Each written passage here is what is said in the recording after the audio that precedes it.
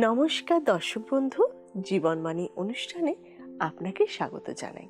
আমার বিশ্বাস আপনি নিয়মিত আমাদের এই জীবনবাণী অনুষ্ঠানে শুধু যে উপস্থিত থাকেন তা নয়, কিন্তু আমি জানি আপনার সারাদিন এত ব্যস্ততার মধ্যেও এই সময়টায় ঈশ্বরের বাক্যের সান্নিধ্যে আসার জন্য অপেক্ষা করে থাকেন।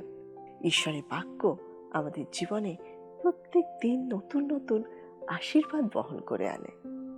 আসুন ধন্যবাদ সহকারে ঈশ্বরের বাক্যের মাধ্যমে আজকের দিনের আশীর্বাদ আজ আমরা গ্রহণ করি। হৃদয়ে খোলো, শ্রবণ করো জীবন বাণী, নম্র চিতে শ্রবণ করো, নম্র চিতে শ্রবণ করো, খ্রিস্ট যিশুর জীবন খানি।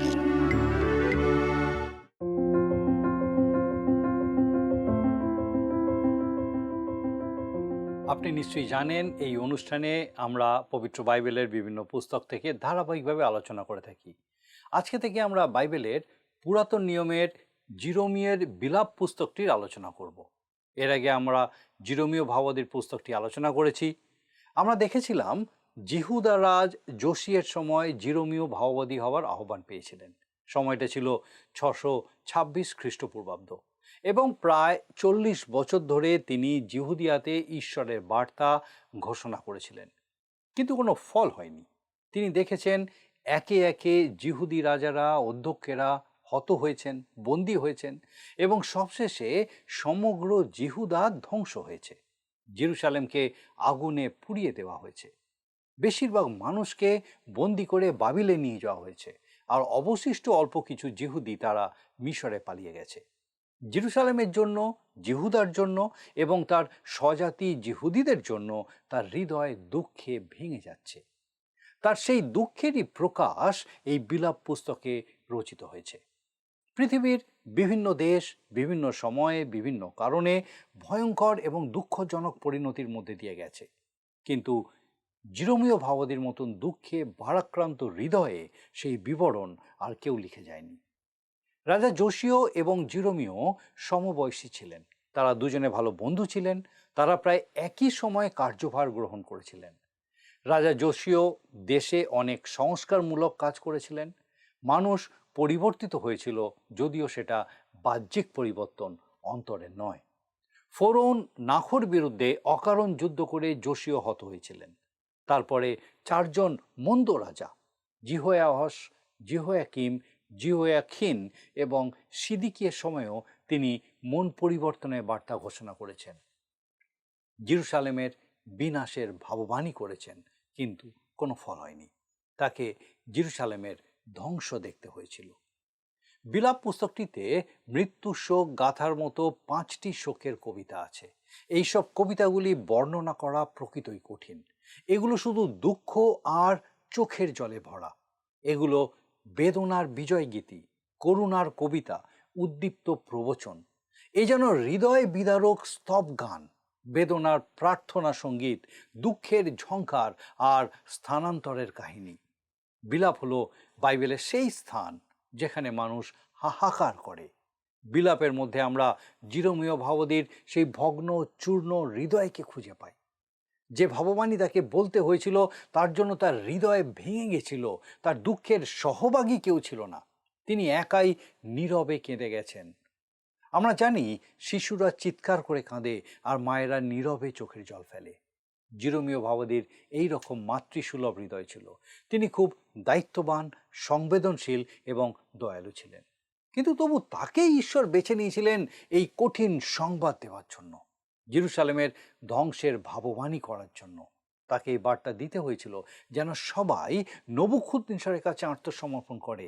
আর এই সমস্ত বার্তার জন্য তাকে নানান সমস্যায় পড়তে হয়েছিল। তবু তিনি ঈশ্বরের বাক্যের প্রতি বিশ্বস্ত হয়ে ঈশ্বরের বার্তার গভীরতা উপলব্ধি করে জিহুদি জাতির পরিণতির কথা ভেবে চোখের জলে তাদের কাছে মিনতি জানিয়ে গেছেন। আমি একজন প্রভুর দাসের কথা জানি, তিনি যখন মণ্ডলীতে ঈশ্বরের বাক্য বলেন তখন তার দু চোখ দিয়ে জল গড়িয়ে পড়ে। তিনি ভিন্ন ভিন্ন মণ্ডলীতে ঈশ্বরের বাক্য বলে থাকেন, আর সব জায়গাতেই চোখের জলে তা প্রকাশ করেন। ঠিক জিরোমীয় যেভাবে ঈশ্বরের বার্তা ঘোষণা করতেন। আজকের মণ্ডলীগুলিতে এইরকম প্রভুর সেবকদের প্রয়োজন আছে, যারা ঈশ্বরের বাক্য হৃদয় দিয়ে উপলব্ধি করতে পারে, যারা জগতের জন্য ঈশ্বরের গভীর ভালোবাসাকে বুঝতে পারে, যারা মানুষের ভবিষ্যৎ পরিণতির কথা অন্তর দিয়ে উপলব্ধি করতে পারে এবং তার জন্য ব্যথিত দুঃখিত হতে পারে। তবেই তাদের কথা মানুষের কানে পৌঁছাবে, মানুষের হৃদয়ে পৌঁছাবে এবং তারা পরিবর্তিত হতে পারবে। বিলাপের রচয়িতা দুঃখে ভারাক্রান্ত জিরোমীয় ভাওবাদী আমাদের আরেকজনের কথা মনে করিয়ে দেয়, তিনি প্রভু যীশু খ্রিস্ট। তিনিও খুবই দুঃখের সঙ্গে জেরুসালেমের দিকে তাকিয়ে বলেছিলেন, ইহার একখানি পাথর আর একখানি পাথরের উপরে থাকিবে না, সকলই ভূমিসাৎ হইবে।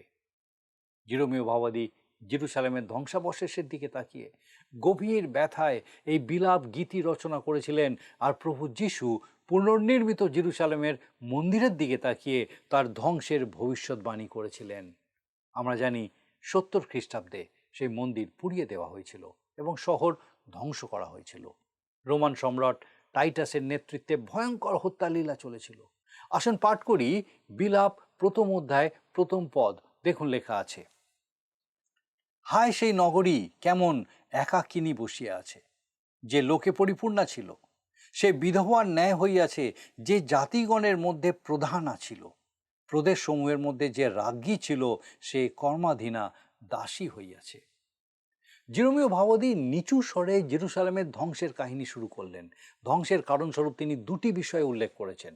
আমরা দেখি 8 পদে লেখা আছে, দেখুন 8 পদে, জেরুসালেম অতিশয় পাপ করিয়াছে, এই জন্য ঘৃণাস্পদ হইল। যাহারা তাহাকে সম্মান করিত, তাহারা তাকে তুচ্ছ করিতেছে, কারণ তাহার উলঙ্গতা দেখিতে পাইয়াছে। সে আপনিও দীর্ঘ নিঃশ্বাস ত্যাগ করিতেছে, মুখ পিছনে ফিরাইতেছে। জেরুসালেম ভয়ঙ্কর পাপ করেছে, পাপে গলা পর্যন্ত ডুবে গেছে, লজ্জায় আর মুখ দেখানোর উপায় নেই, আর এটাই জেরুসালেমের ধ্বংসের প্রধান কারণ। 12 পদে জিরোমীয় ভাওবাদী বলছেন, দেখুন লেখা আছে 12 পদ, হে পথিক সকল, ইহাতে কি তোমাদের কিছু আসে যায় না? অবদান করিয়া দেখো, আমায় যে ব্যথা দেওয়া হইয়াছে, তাহার তুল্য ব্যথা আর কোথাও কি আছে? তদ্বারা সদাপ্রভু আপন প্রচণ্ড ক্রোধের দিনে আমাকে ক্লিষ্ট করিয়াছেন। মানুষ ক্রুদ্ধ ঈশ্বরের বিষয়ে শুনতে পছন্দ করে না, আর বেশিরভাগ মণ্ডলীতে বা বিভিন্ন প্রোগ্রামে যারা প্রভুর বাক্য বলে থাকেন, তারাও মানুষের মন জয় করার জন্য শুধু ঈশ্বরের ভালোবাসা এবং তার শান্তির কথাই প্রকাশ করে, কিন্তু তারা ঈশ্বরের বিচার বা দণ্ডাজ্ঞার কথা বলে না। দেখুন 18 পদে লেখা আছে, জিরোমীয় ভাওবাদী বলছেন, বিলাপের পুস্তক তার প্রথম অধ্যায় 18 পদ, দেখুন লেখা আছে, সদাপ্রভুই ধর্মময়, ফলে আমি তাহার আজ্ঞার প্রতিকূলাচরণ করিয়াছি। সে জাতি সকল বিনয় করি শুনো, আমার ব্যথা দেখো। আমার কুমারীগণ ও যুবকগণ বন্দী হইয়া গিয়াছে। জিরোমীয় ভাওবাদী চোখের জলে ধ্বংসস্তূপের উপরে বসে ভাবছেন, কেন শহর ধ্বংস হলো? প্রথমত জেরুসালেম পাপে ডুবেছিল, আর দ্বিতীয়ত ঈশ্বর ধর্মময়, তিনি বিচার করেছেন। আমি জিরোমীয় ভাওবাদীর দুঃখটা বুঝতে পারছি, কিন্তু তার গভীরে প্রবেশ করতে পারছি না। তিনি দুটো বিষয় পরিষ্কার করে বলেছেন, জেরুসালেমের পাপ আর ঈশ্বরের ধার্মিকতা। ঈশ্বর বলেছিলেন তিনি জেরুসালেমকে চিরপ্রেমে প্রেম করেন, কিন্তু তাদের জীবনে ধ্বংস এলো কারণ ঈশ্বর ধার্মিক।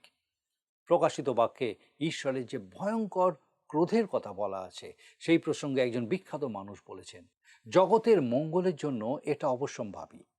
নাগরিকদের সুরক্ষার জন্য জেলখানার প্রয়োজন আছে, আর স্বর্গের নিরাপত্তার জন্য নরকের প্রয়োজন আছে।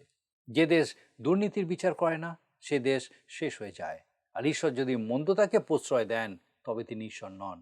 আমরা যে পৃথিবীতে আছি, সেখানে এক ঈশ্বর আছেন, জীবন্ত ঈশ্বর, যার হৃদয় ভালোবাসায় পূর্ণ, যিনি আমার আপনার দিকে আকুলভাবে তাকিয়ে আছেন। তিনি আমাদেরকে ভালোবাসেন, কিন্তু যদি আমরা তাকে তুচ্ছ করি, তাহলে তিনি আমাদের বিচার করবেন। এটা বুঝতে পারা খুব কঠিন। তিনি এই বিশ্ব চরাচরের ধর্মময় ঈশ্বর। নরকের প্রয়োজন কি তা তিনি অবশ্যই প্রকাশ করবেন। আমার মনে হয়, যেহেতু তিনি প্রেমময়, ধার্মিক এবং পবিত্র ঈশ্বর, তাই বিশ্ব চরাচরের মঙ্গলের জন্যই নরকের প্রয়োজন আছে। মথিলিখিত সুসমাচারের 23 অধ্যায় প্রভু যীশু বারবার একটা কথা বলেছেন, হা অধ্যাপক ও ফরিসিগণ, কপটিরা, ধিক তোমাদিওকে। তিনি কেন তাদের কপটি বলছেন? কারণ তারা ন্যায় বিচার করত না।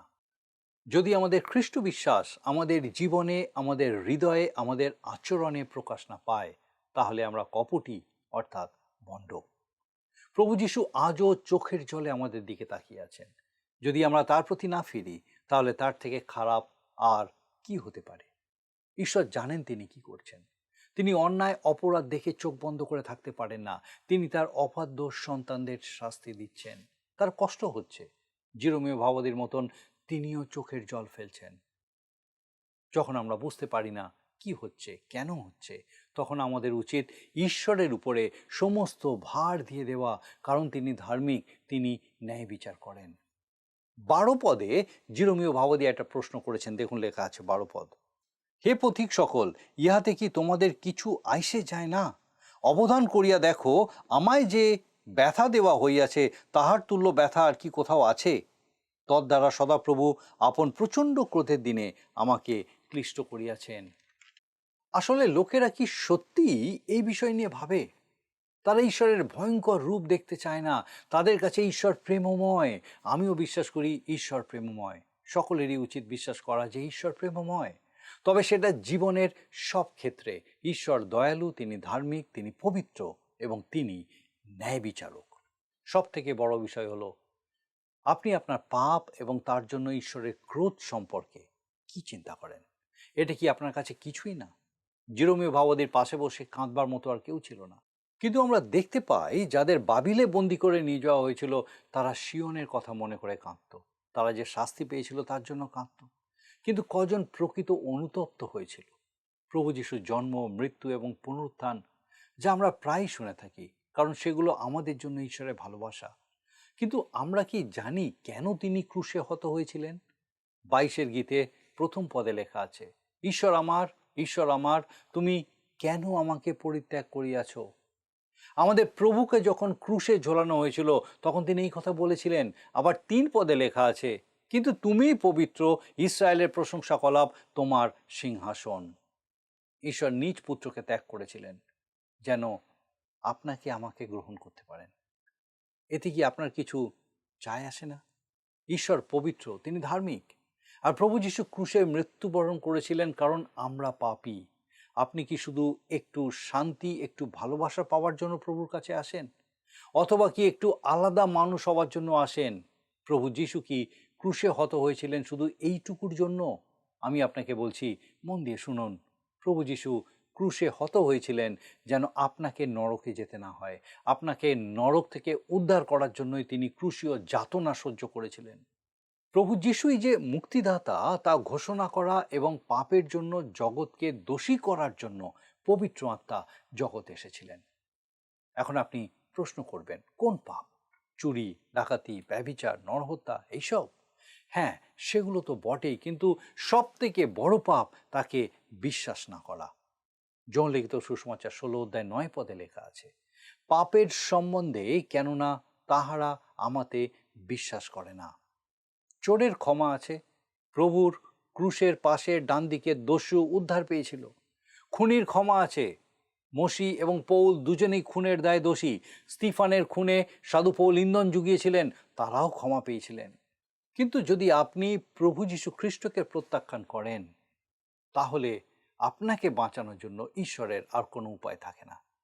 তাকে অবিশ্বাস করাটাই সব থেকে বড় পাপ। ঈশ্বর জিরোমীয় ভাবাদীকে বলেছিলেন, যদি মসি অথবা এলিও বা শমুয়েল এসেও তাদের জন্য প্রার্থনা করে, তবুও তিনি উত্তর দেবেন না, কারণ তারা অবাধ্যতার শেষ পর্যায়ে পৌঁছেছিল।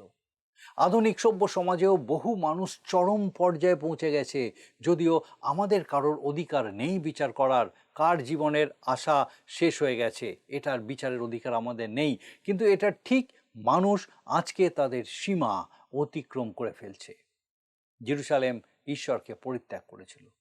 কোনো ব্যক্তি ঈশ্বরকে পরিত্যাগ করতে পারে, কিন্তু আপনি খ্রিস্ট সম্বন্ধে কি ভাবেন, তার মৃত্যুর সম্বন্ধে আপনি কি চিন্তা করেন? এটা কি কিছুই নয়? এর জন্য কি আপনার কিচ্ছু আসে যায় না? 2 অধ্যায়ের 5 পদে লেখা আছে, বিলাপ তার 2 অধ্যায় 5 পদ। প্রভু শত্রুবৎ হইয়াছেন, ইসরায়েলকে গ্রাস করিয়াছেন। তিনি তাহার সমুদয় অট্টালিকা গ্রাস করিয়াছেন, তাহার দুর্গ সকল ধ্বংস করিয়াছেন। তিনি জিহুদা কন্যার শোক ও বিলাপ বৃদ্ধি করিয়াছেন। নবুকদ্নেচ্ছর জিহুদা ও জেরুসালেমে যা করেছিলেন তার জন্য সমস্ত দায় ঈশ্বরের। ঈশ্বর তাকে জেরুসালেম ধ্বংস করার অনুমতি দিয়েছিলেন। তাকে তিনি শাসন দণ্ডরূপে ব্যবহার করেছিলেন, যেমন ইসরায়েলকে শাসন করতে অসুরীয়দের ব্যবহার করা হয়েছিল। আপনি কি কখনো আপনার ব্যক্তিগত জীবনে এইভাবে ঈশ্বরের হস্তক্ষেপ উপলব্ধি করেছেন? কাউকে কি কখনো তিনি আপনার জীবনে বাধাস্বরূপ অথবা দুঃখ কষ্ট সৃষ্টিকারী রূপে পাঠিয়েছেন, যাকে আপনি শত্রু মনে করেন? তাকে কি ঈশ্বর ব্যবহার করেছেন? আর যদি তা করে থাকেন, তাহলে নিশ্চয়ই তার কোনো পরিকল্পনা আছে। 7 পদে জিরমীয় ভাববাদী লিখছেন, দেখুন লেখা আছে 7 পদ। প্রভু আপন যজ্ঞবেদী দূর করিয়াছেন, আপন পবিত্র স্থান ঘৃণা করিয়াছেন। তিনি তাহার অট্টালিকার ভিত্তি শত্রু হস্তে সমর্পণ করিয়াছেন। তাহারা সদাপ্রভুর গৃহ মধ্যে পর্বদিনের ন্যায় কোলাহল করিয়াছে। সেই মন্দির, যে মন্দিরকে ঈশ্বর আশীর্বাদ করেছিলেন, যে মন্দির তৈরি করতে তিনিই নির্দেশ দিয়েছিলেন, একসময় যে মন্দিরে তার উপস্থিতি বিরাজ করত, সেই মন্দির সম্বন্ধে তিনি আজ বলছেন যে তিনি তার সেই পবিত্র স্থানকে ঘৃণা করছেন। আমরা যারা নিয়মিত মন্দিরে যাই, উপাসনায় যোগ দিই, আমাদের উচিত নিজেদের জীবনের দিকে আরেকবার তাকিয়ে দেখা, নিজেদের জীবনকে অনুসন্ধান করা। আপনার উপাসনালয়ে যাওয়া এবং উপাসনায় যোগ দেওয়া কি ঈশ্বরকে আনন্দিত করে, নাকি আপনার সেই সমস্ত কাজ তার হৃদয়কে আরও ব্যথায় ভরে দেয়? আপনি কি সঠিক মানসিকতা নিয়ে উপাসনায় যোগ দেন, নাকি পরনিন্দা ও সমালোচনার মানসিকতা নিয়ে মন্দিরে যান? ঈশ্বরের আত্মা কি আপনাকে পরিচালিত করে? আপনি কি উদ্দীপ্ত হন? আপনি কি ব্যবহৃত হন? তা না হলে আমার মনে হয় উপাসনায় যাওয়াটা আরো বেশি পাপের হয়। আপনি কি জানেন যে রাত্রে প্রভু যিশুকে গ্রেপ্তার করা হয়, সেই রাত্রে সব থেকে বিপজ্জনক স্থানটি কোথায় ছিল? সেটা কোনো অন্ধকার গোপন জায়গা নয় যেখানে শত্রুরা যিশুকে ধরার চক্রান্ত করেছিল, কিন্তু সেটা ছিল সেই উপরের কুঠুরি, যেখানে প্রভু যিশু তার শিষ্যদের সাথে নিস্তার পর্বের ভোজ গ্রহণ করেছিলেন। দিয়াবল সেখানে উপস্থিত ছিল এবং সেখানেই সে ইস্করিতীয় জিহুদার হৃদয়ে কাজ করেছিল এবং ইস্করিতীয় জিহুদা যিশুর সাথে বিশ্বাসঘাতকতা করার চূড়ান্ত সিদ্ধান্ত সেখানেই নিয়ে ফেলেছিল। শুধু তাই নয়, সেখানেই দিয়াবল পিতরের মনে প্রবেশ করেছিল। তাই সে প্রভু যিশুর ইচ্ছার বিরুদ্ধে বলেছিল যেন তিনি তার পা ধুয়ে না দেন। আবার তার অল্প পরেই যিশুকে 3 বার অস্বীকার করেছিল। আপনি ঈশ্বরের গৃহে যাচ্ছেন মানেই ঈশ্বর সন্তুষ্ট হচ্ছেন, এমনটা নাও হতে পারে। 2 অধ্যায়ের 10 পদে লেখা আছে, আসুন দেখি আমরা পড়ি। বিলাপ 2 অধ্যায় 10 পদ। সিয়ন কন্যারা প্রাচীনেরা মৃত্তিকায় বসিয়া আছে, নীরব হইয়া রইয়াছে। তারা আপন আপন মস্তকে ধূলি ছড়াইয়াছে, তাহারা কোটি দেশে চট বাঁধিয়াছে। জেরুসালেম কুমারীগণ ভূমি পর্যন্ত মস্তক হেঁট করিতেছে। লক্ষ্য করে দেখুন, যতজন সেখানে ছিল সকলেই যেভাবে পারলো বাহ্যিকভাবে শোক প্রকাশ করতে থাকলো। কিন্তু জিরোমিয়ার কি হলো? দেখি 11 পদ লেখা আছে, আমার নেত্রযুগল অশ্রুপাতে ক্ষীণ হইয়াছে, আমার অন্তর দগ্ধ হইতেছে, আমার জাতিরূপ কন্যার ভঙ্গ প্রযুক্ত, আমার যকৃৎ মৃত্তিকায় চালা যাইতেছে। কেননা ঈশ্বরের চোখে চোখে বালক বালিকা ও স্তন্যপায়ী শিশু মূর্ছাপন্ন হয়। জিরমীয় ভাববাদী বলছেন, কাঁদতে কাঁদতে তার চোখের জল শুকিয়ে গেছে আর দৃষ্টি ক্ষীণ হয়ে পড়েছে। পেটের যন্ত্রণা ও অন্যান্য স্বাস্থ্য সমস্যা দেখা দিয়েছে। তিনি শোকে দুঃখে এতটাই কাতর যে তার হৃদয়ে ভেঙে খান খান হয়ে যাচ্ছে। আমরা কি জিরমীয় ভাববাদীর মতো ঈশ্বরের কাজের সাথে এতটাই সম্পৃক্ত হতে পারি? আমরা কি তার কাজের জন্য আমাদের শরীর স্বাস্থ্যকে এতটাই তুচ্ছ করতে পারি? আমরা কি ঈশ্বরের জন্য নিজেদের দেহ মন প্রাণ উৎসর্গ করতে পারি যেভাবে জিরমীয় ভাববাদী করেছিলেন?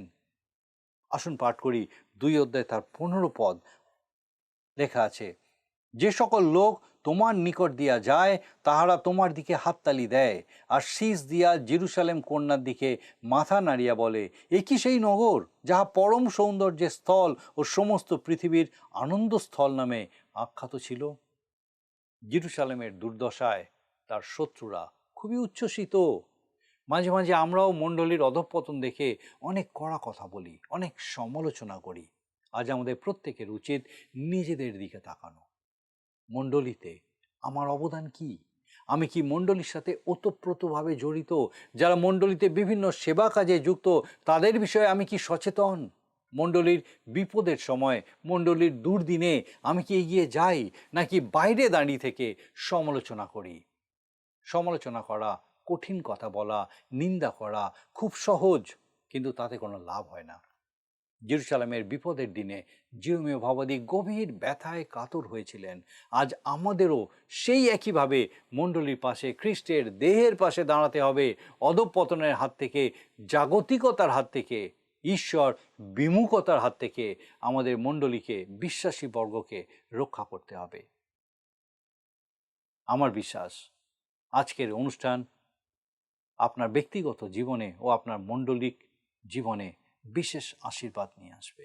নতুনভাবে আপনি এই বিষয়গুলোকে দেখতে শুরু করবেন, নিজের জীবনকে পর্যালোচনা করবেন, মণ্ডলীতে আপনার অবদান নিয়ে চিন্তা ভাবনা করবেন, খ্রিস্টের দেহে আপনার যে উপস্থিতি সেই বিষয়ে নতুনভাবে চিন্তা ভাবনা করবেন। আসুন প্রার্থনায় যাব, আর আমি চাইব আপনিও যোগ দিন। আসুন প্রার্থনা করি। করুণাময় পিতা, তোমার ধন্যবাদ স্তুতি করি ও প্রভু, তোমার গৌরব করি। তোমার পবিত্র পরাক্রমে তুমি আমাদের সহায় সবর্তী ঈশ্বর। ধন্যবাদ দিই আমাদের প্রত্যেক দর্শক বন্ধুকে আজকে বিশেষ করে পিতাগো তোমার জীবন্ত বাক্য দ্বারা উৎসাহিত উজ্জীবিত হতে সাহায্য করলে। সে প্রত্যেক জীবনকে তুমি ধরো, সে প্রত্যেক প্রাণকে প্রভু তোমার আশীর্বাদ অনুগ্রহ পূর্ণ করো। বিশেষ করে তোমার পবিত্র আত্মার পরাক্রমে সুস্থির রাখো। তোমার পবিত্র পরাক্রমে তাদেরকে যে পরিস্থিতিতেই থাকুক না কেন তোমাতে স্থির থেকে তোমার গৌরব করতে সাহায্য করো। পিতাগো সমস্ত রকম অসুস্থতা, সমস্ত রকম সংকট থেকে তুমি তাদেরকে উদ্ধার করো। সৈক্য পিতা, তোমার যিশু নামে সে প্রত্যেক ব্যক্তি, সে প্রত্যেক পরিবারকে তোমার আশীর্বাদে পূর্ণ রাখো। দয়া করো, তোমার যিশু নামে ভিক্ষা, দয়া করে শ্রবণ গ্রহণ করো। আমেন।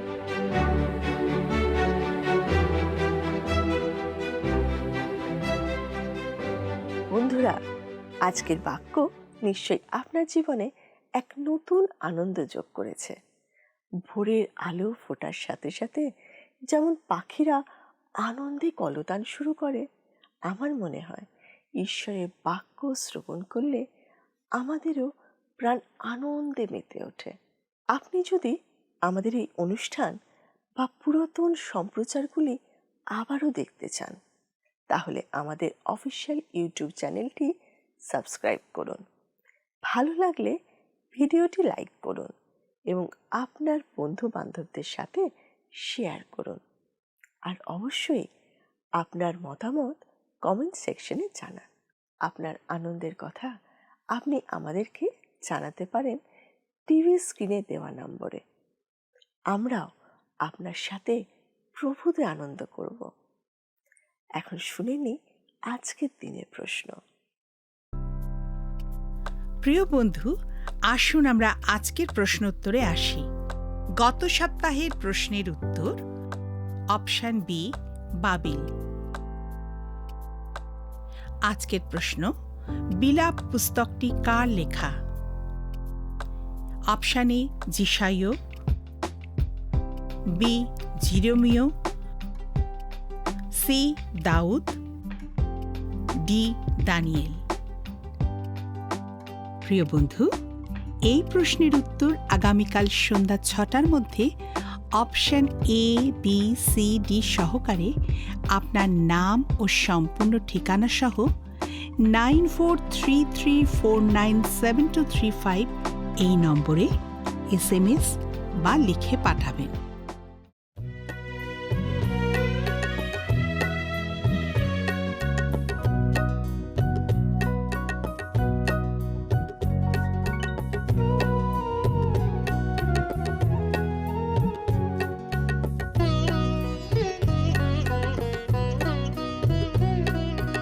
জীবনেশ্বর তুমি মঙ্গলময়, জীবনেশ্বর তুমি মঙ্গলময়।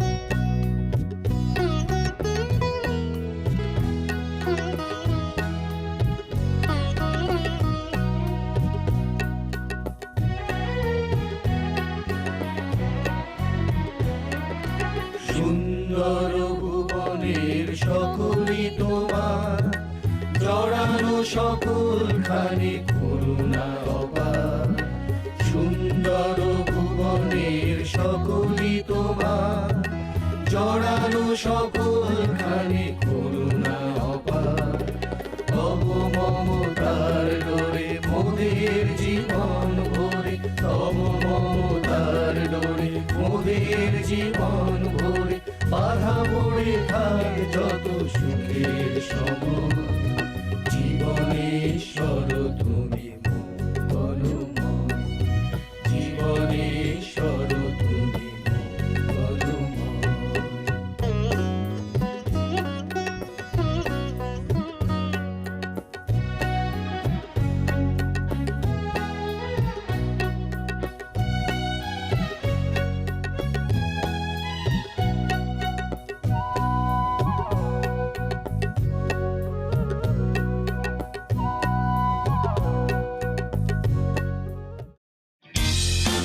যদি আপনার এই অনুষ্ঠান ভালো লেগে থাকে তাহলে এই নম্বরে একটি মিসড কল করুন। তাহলে আপনি পরের বারের বিজয়ী হতে পারেন।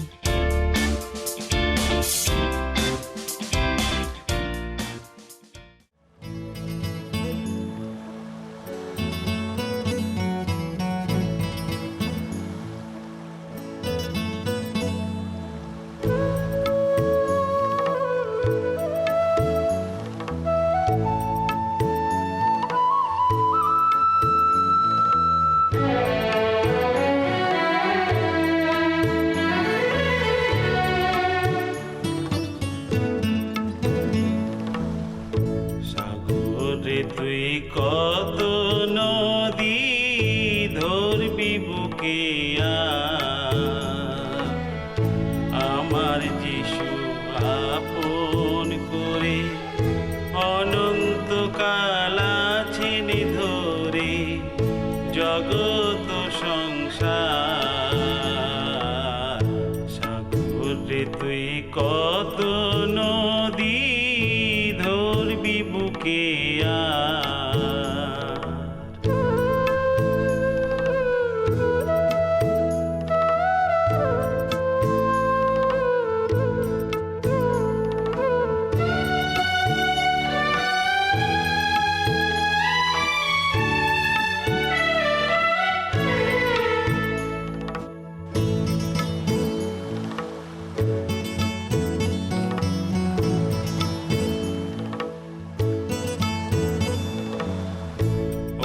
সাগর তোর জোয়ার ভাটায় কেমনে মানুষ জীবনে কাটায়। ও সাগর তোর জোয়ার ভাটায় কেমনে মানুষ জীবনে কাটায়।